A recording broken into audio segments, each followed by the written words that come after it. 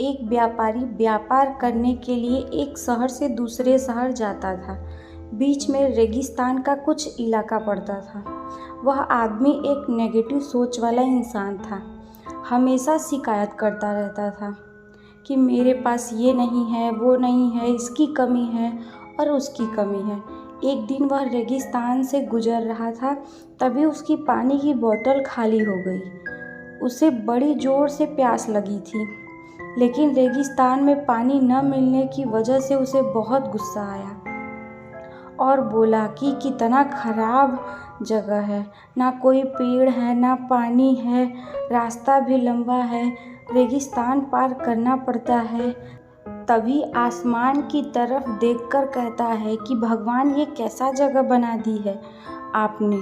अगर मेरे पास बहुत सारा पानी होता, बहुत सारे संसाधन होते तो इस जगह पर हरियाली कर देता, बहुत सारा पेड़ लगा देता।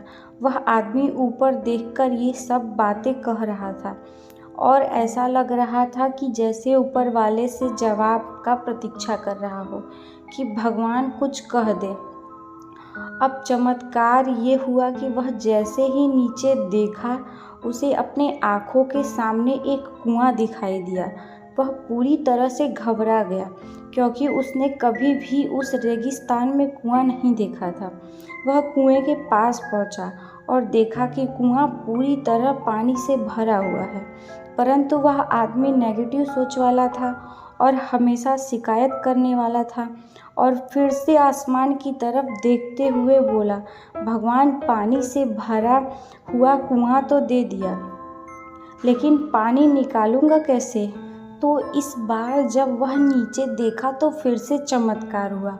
उसे कुएं के पास रस्सी और बाल्टी दिखाई दी, लेकिन आदमी फिर से ऊपर देखा और बोला, भगवान, इस पानी को ले जाऊंगा कैसे? तभी उसको एहसास हुआ जैसे उसके पीछे कोई है।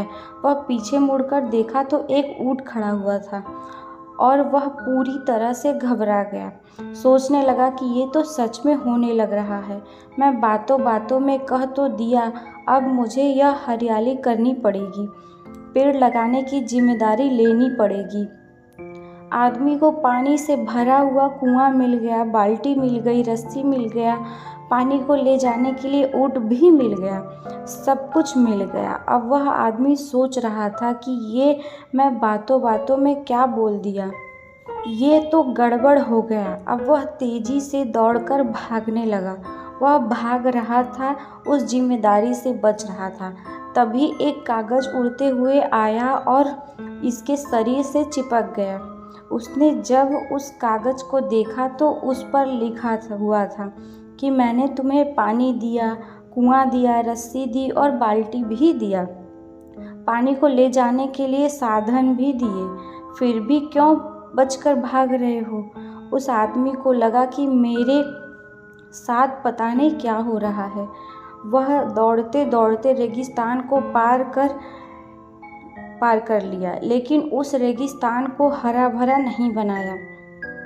यह कहानी से हमें यही सीख मिलती है कि हमें बहुत सारे लोग ये कहते हैं कि बड़े स्कूल में पढ़ लिया होता या बड़े कॉलेज में चला गया होता, ये कर लेता, अगर मेरे पास बहुत सारा पैसा होता तो ये कर लेता, मेरा बॉस मेरा साथ नहीं देता, नहीं तो मैं पता नहीं क्या कर लेता।